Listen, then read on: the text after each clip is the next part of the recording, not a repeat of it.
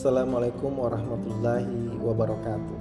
Selamat pagi Bapak dan Ibu penilai dalam sertifikasi dosen gelombang 1 tahun 2025. Perkenalkan, saya Ansar, dosen program studi D3 Gizi di Poltekkes Kemenkes Palu.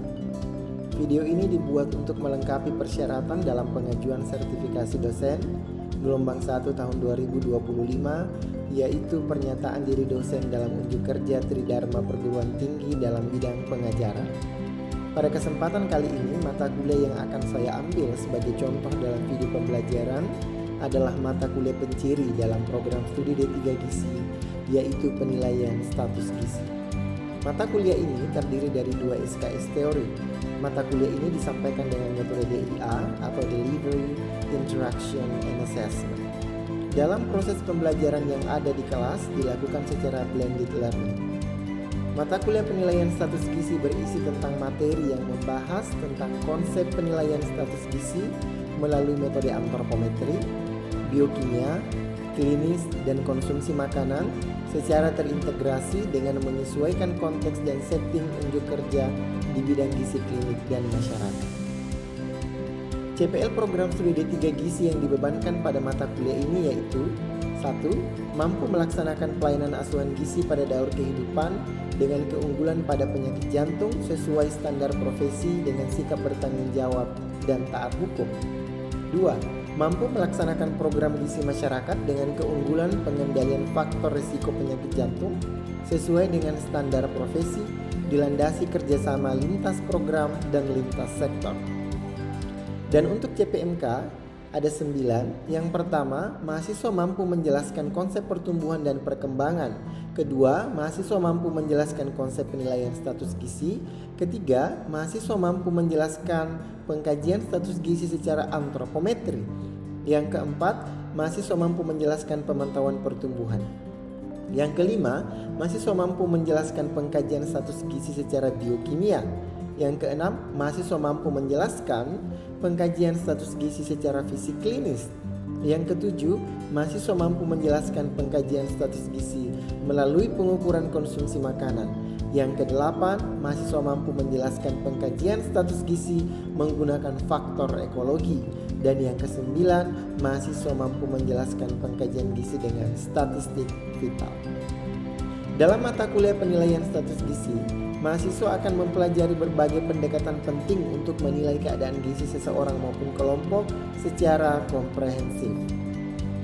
Materi pembelajaran yang disajikan tidak hanya bersumber dari teori klasik tetapi juga dikembangkan sesuai dengan kebutuhan layanan gizi terkini dan pendekatan berbasis bukti. Kajian pertama dimulai dari pemahaman dasar mengenai konsep pertumbuhan dan perkembangan sebagai landasan untuk menilai kebutuhan dan status gizi seseorang.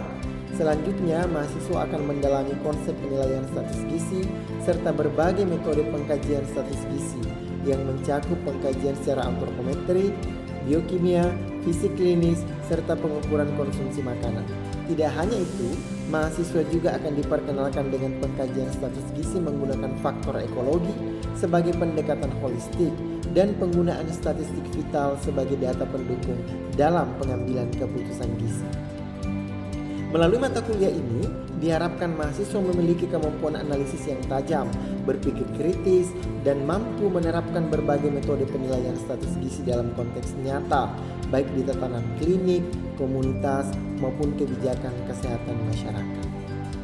Pada mata kuliah ini, aspek penilaian terdiri dari beberapa poin yaitu ujian akhir semester dengan persentase 50%, ujian tengah semester 30%, dan tugas individu dan keaktifan 20%. Untuk metode yang digunakan dalam mata kuliah ini adalah ceramah interaktif, diskusi, studi kasus, dan presentasi kelompok. Berikut adalah contoh video pembelajaran yang akan dilakukan dalam proses offline atau secara luring dalam kelas. Assalamualaikum warahmatullahi wabarakatuh. Waalaikumsalam warahmatullahi wabarakatuh. Selamat pagi. Pagi. Salam sejahtera buat kita semua, swastiastu. Baik, mahasiswa sekalian, di pagi hari ini kita bertemu kembali ya. Di mata kuliah apa? Penilaian status gizi. Iya, jangan dikelirukan ya. Ada 2 mata kuliah penilaian status gizi ya di semester ini. Yang hari ini tuh kita teorinya, yang satunya itu mata kuliah praktik ya. Ya, jadi untuk yang hari ini kita teorinya. Nah, sebelum kita memulai kuliah kita pada hari ini, mari kita berdoa bersama-sama sesuai dengan keyakinan kita masing-masing. Berdoa ini akan dipimpin oleh Saudara Muhammad Abian. Ya, silahkan. Teman-teman, sebelum memulai perkuliahan pada pagi hari ini, adalah kita berdoa menurut agama dan keyakinan kita masing-masing. Berdoa dimulai.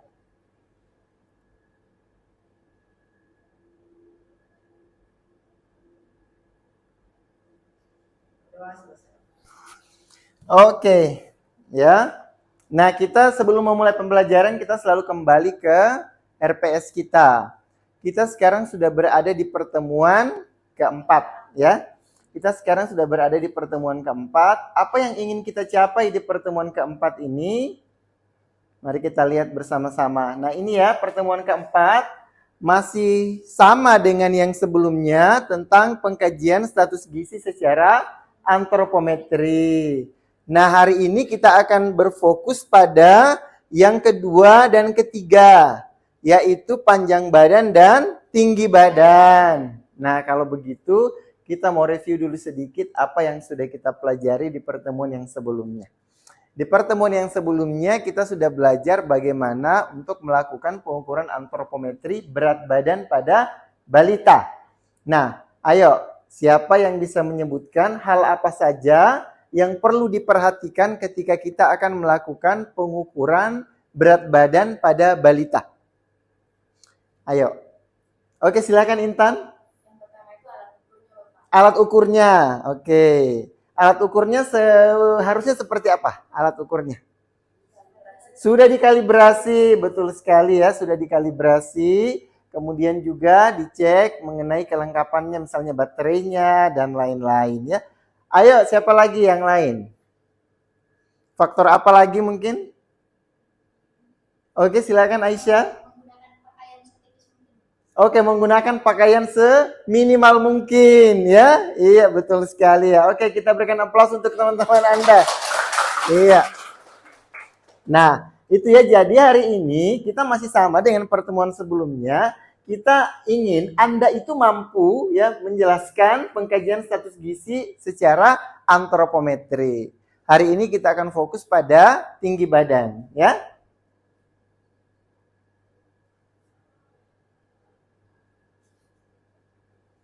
Oke. Nah, pada pengukuran tinggi badan kita membedakan antara yang berusia di bawah 2 tahun ya dengan yang berusia 2 tahun ke atas atau 2 sampai dengan 5 tahun. Kalau pada balita kita menggunakan bulan, berarti anak yang berusia di bawah 24 bulan dan anak yang berusia lebih dari sama dengan 24 bulan. Bagi yang berusia di bawah 24 bulan, pengukurannya secara terlentang ya, terlentang, sedangkan yang lebih dari sama dengan 24 bulan dilakukan dengan berdiri. Nah, apabila ada yang menyelisihi ini, misalnya jika seorang anak berumur masih di bawah 2 tahun tapi dia sudah bisa berdiri dan dia diukurnya secara berdiri, maka harus dilakukan koreksi. Nah, koreksinya itu kalau dia berumur di bawah 2 tahun, tetapi dia diukur secara berdiri, maka dia harus ditambahkan 0,7 cm. Ya, dia harus ditambahkan 0,7 cm. Berarti sebaliknya, kalau dia berumur lebih dari sama dengan 2 tahun, kemudian dia diukur secara terlentang, ditambah atau dikurangi? Dikurangi 0,7 cm ya. Jangan dibalik ya. Ya, jangan dibolak-balik. Oke. Nah, selanjutnya kita di lab kita itu ada beberapa alat ukur. Kan kita sudah pernah lihat sebelumnya ya. Nah, untuk pengukur panjang badan itu ada yang seperti ini, ada juga yang ini. Yang ini alat lama tetapi kokoh juga alat ini ya, terbuat dari kayu. dan cukup kokoh. Masih bisa digunakan sampai dengan sekarang. Nah, hanya karena alat ini lebih berat, jadi diciptakan alat yang lebih ringan. Ini dari fiber, ya. Ini alat ukurnya terbuat dari fiber. Dan kita akan praktik nanti di mata kuliah, praktik ya penilaian status gizi. Nah, kalau yang ini untuk mengukur apa ini? Panjang badan atau tinggi badan? Tinggi badan. Ayo, apa nama alat ini? Mikrotoa. 100 buat Anda. Ya, baik. Nah, ini kalau alat yang kayu ini, ya mungkin kita sudah jarang menggunakannya sekarang ya. Ya, tetapi ya alat ini kalau mau digunakan harus diperhatikan beberapa halnya. Nanti kita langsung praktik saja di laboratorium untuk penggunaan alat ini. Ya, saya lanjut dulu ke beberapa hal yang sangat penting. Kalau alat ini adalah alat yang bisa dibuka, di sini ada penguncinya. Di sini ada penguncinya untuk mengunci, kalau ditutup tuh seperti koper, bisa dibawa-bawa ya. Ya, seperti koper. Jadi dulu itu kalau kita mau melakukan pengukuran antropometri ke lapangan, dibawa alat ini kita seperti membawa koper ya, isinya 0 rupiah ya. Ya. Ya. Kemudian kita lihat lagi, ini kalau dibuka dia modelnya seperti ini dan di dalam sinilah balita itu diletakkan ya di dalamnya. Sebenarnya yang dipasang ini, coba diperhatikan apa yang dipasang di dalam alat ini. Iya, mikrotoa sebenarnya yang dipasang di dalamnya ya. Ya, untuk kemudian bisa digunakan mengukur. Ya. Nah, posisi kalau menggunakan alat ini seperti ini ya. Di mana posisi kaki itu, di situ alat ukurnya di kaki. Beda kalau tinggi badan ya. Kalau tinggi badan itu kepala yang bersentuhan dengan alat ya. Ya. Kalau yang ini kakinya ya. Jangan sampai terbalik ya, kepalanya ditaruh di sini, kakinya ditaruh di sana. Ya. Kemudian kepala menempel pada dinding. Ini harus menempel di sini. Berarti kita harus menaruh kepala dulu ya. Kepala, kemudian posisi lurus ya, kemudian badan itu benar-benar lurus. Tidak boleh miringnya atau kemudian agak bengkok begitu ya. Kemudian selanjutnya ini juga harus lurus ya, dan angka pada alat ini bisa terbaca dengan baik ya, jangan tertutupi ya ketika kita melakukan pengukuran. Nah, coba diperhatikan ini ya, coba diperhatikan. Kalau Anda perhatikan di sini, apakah ada di sini posisi yang salah atau semua posisi di sini benar? Coba diperhatikan. Yang pertama ini kita lihat dulu yang ini. Ya, yang ini. Ini. Ya. Coba bagaimana? Apakah sudah benar? Sudah ya? Ya, sudah benar ya. Ya. Jadi yang mengukur di bagian kepala itu berada di bagian kepala di sini, ya. Nah, ini lagi posisi kaki harus seperti ini ya, sempurna. Mungkin Anda sudah pernah coba gitu ya, atau Anda pernah melihat sebelumnya, ya mungkin waktu kita baru memperkenalkan alat di laboratorium kemarin, itu ini agak susah ini dilakukan. Ya, agak susah karena kekuatan balita itu bisa ditaruh di kaki untuk menendang ya. Ya, jadi kekuatan balita di kaki itu besar sekali. Ini bisa menjadi seperti ini, susah dikendalikan ya. Ada beberapa cara. Coba kira-kira bagaimana caranya supaya ini bisa menjadi siku-siku gitu. Ada yang yang di sana sepertinya melakukan gerakan menggunakan kekuatan, ya, ya, tapi tidak boleh terlalu kuat ya, itu bisa invasif kepada balitanya. Nah, selanjutnya kira-kira cara apa yang bisa dilakukan?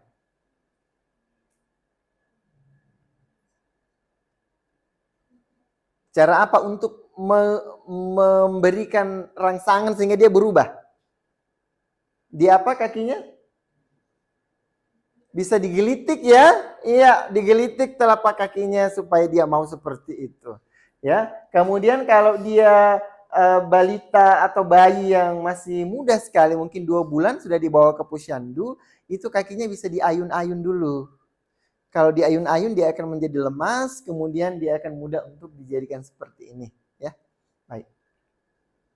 Kalau ada yang mau bertanya langsung saja ya, interupsi enggak apa-apa. Ya, langsung angkat tangan apabila ada yang ingin ditanyakan. Nah, ini kira-kira apa yang perlu dikoreksi di sini? Nah, ini ya tumitnya ya tidak rapat. Ini bisa lewat tikus di sini ya. Ya. Ya. Ya, ini tidak rapat dia. Nah, itu tadi berarti ini perlu diperhatikan lagi oleh pengukur ya di bagian kaki. Nah, ini kalau ada supervisor itu maka satu supervisor untuk satu orang.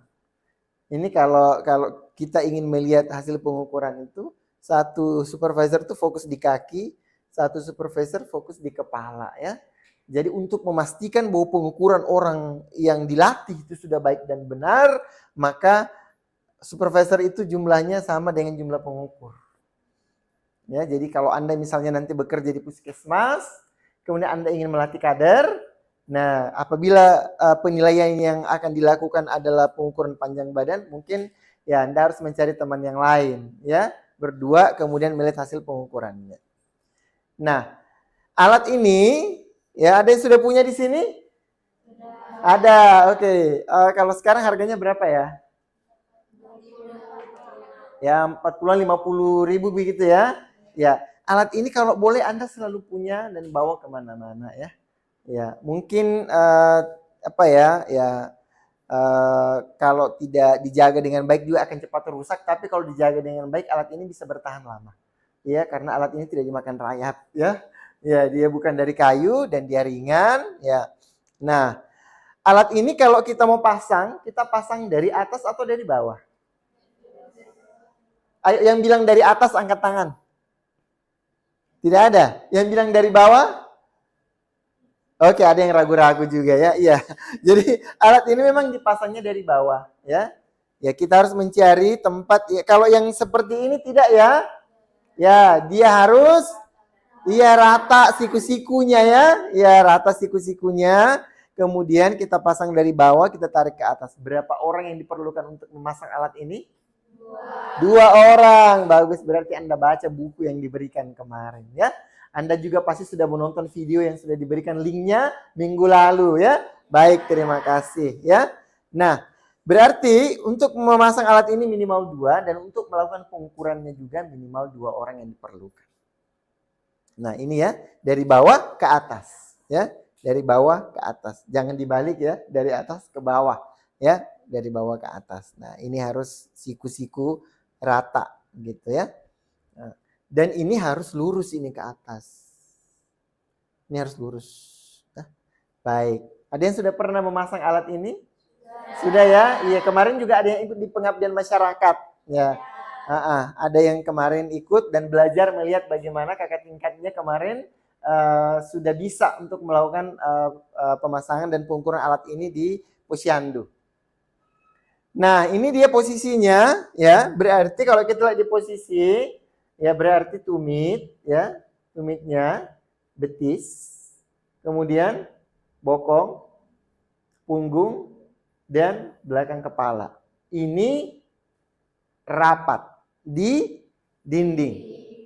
Tapi ini untuk orang yang badannya normal-normal saja. Ya, bagi yang memiliki kelebihan lemak atau overweight, obesitas, kondisi ini tidak bisa dijamin bisa gitu ya. Maksudnya mungkin bokongnya besar sehingga tumitnya itu nggak bisa rapat karena bokongnya besar. Atau bagian punggungnya di sini tebal sehingga belakang kepala itu kalau dirapatkan malah menjadi mendongak. Ya, jadi tidak bisa dipaksakan ya.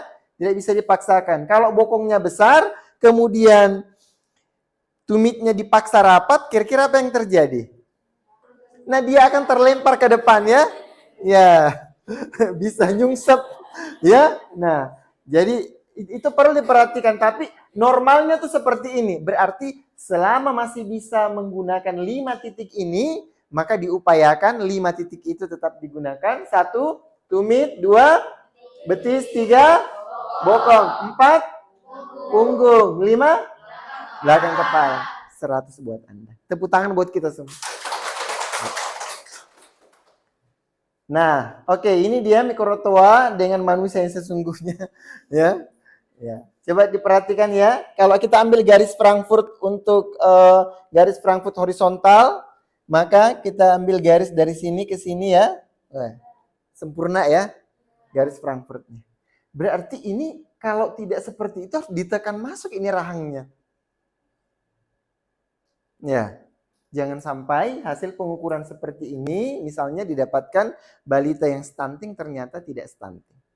Balita pendek, balita yang tidak pendek tetapi kita mendapatkannya pendek karena cara pengukuran yang tidak sesuai. Ya. Kemudian ini coba diperhatikan ya, ada sesuatu ya, ini dianjurkan tidak ada yang seperti itu. Nah, kemudian ini coba dinilai sendiri ya.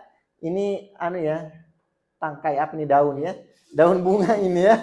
Ya, oke. Kalau Anda perhatikan, ini sudah benar. Ada yang bilang kayaknya, oke, ya. Kira-kira kalau Anda mengatakan belum, apanya? Apanya ini? Coba kita lihat ya. Tumit nggak kelihatan ya, nggak bisa kita nilai. Sepertinya iya, rapat ya. Betis, sepertinya iya. Bokong, punggung, kurang. Ya. Nah, karena punggung kurang rapat, maka akhirnya kepala itu terlalu masuk. Nah, di sini seperti membentuk lengkungan. Nah, ini berarti ini masih bisa dikoreksi seperti ini ya. Nah, itu juga akan mempengaruhi garis Frankfurt. Coba perhatikan garis ini. Ya, dia tidak horizontal sempurna ya. Nah, padahal dia harusnya horizontal sempurna. Ini kalau ditarik terus ke atas ke langit. Nah, kira-kira begitu. Ya. Nah, ini catatan-catatan penjelasannya ya, yang harus juga diperhatikan. Alas kaki. Ya, alas kaki termasuk kos kaki yang tebal. Kemudian catat hasil pengukurannya. Nah, ini contoh menggunakan alat apa ini namanya? Stadiometer ya. Kalau stadiometer seperti ini ya. Dia tidak rapat ke dinding tapi dia rapat ke batang pengukur. Ya. Prinsipnya sama. Coba perhatikan ini berapa titik ini? Berapa? 5 ya. 1, 2, 3, 4, 5. Ya, 5 titik kalau dia bisa ya pada kondisi normal. Ya. Nah, saya mungkin lanjut saja ke pembacaan nih. Kita coba tes dulu. Ini 73,4 atau 74,6 atau berapa? Ya? Ada bilang 74,6, ada bilang 73,4. Mana yang benar? Nah, ya, ada yang bilang 74. Ya. Kita kembali ke prinsip yang tadi. Apa prinsipnya? Dari angka kecil ke angka yang besar. Berarti ya, untuk yang ini dari sana ke sini. Ya. Nah, dari kecil ke besar. Berarti belum sampai di 74. 73,4 ya. Selanjutnya nih kita tes lagi. Ini berapa? Ya? Iya betul sekali ya, 94,3 cm ya. Tolong ya diperhatikan ya supaya nanti tidak keliru ketika melakukan praktikum. Kita ingin semuanya sudah menjadi gold standar ketika Anda lulus di mata kuliah ini. Ya, demikian ya. Oke, untuk penugasannya akan saya share di grup WA kita. Nanti dilihat di sana ya. Ya, untuk tugasnya di pertemuan ini akan di-share. Dan untuk video yang pekan sebelumnya, kalau belum sempat diselesaikan menonton, diselesaikan ya. Ya memang agak panjang sedikit ya video pengukuran itu, tetapi itu sangat menunjang Anda untuk siap sebelum praktikumnya nanti. Ya, Baik, apakah ada pertanyaan sampai di sini? Cukup? Oke, kalau cukup ya silahkan dihubungi lagi dosen untuk mata kuliah selanjutnya. Demikian dari saya, terima kasih atas perhatiannya. Ya, Assalamualaikum warahmatullahi wabarakatuh.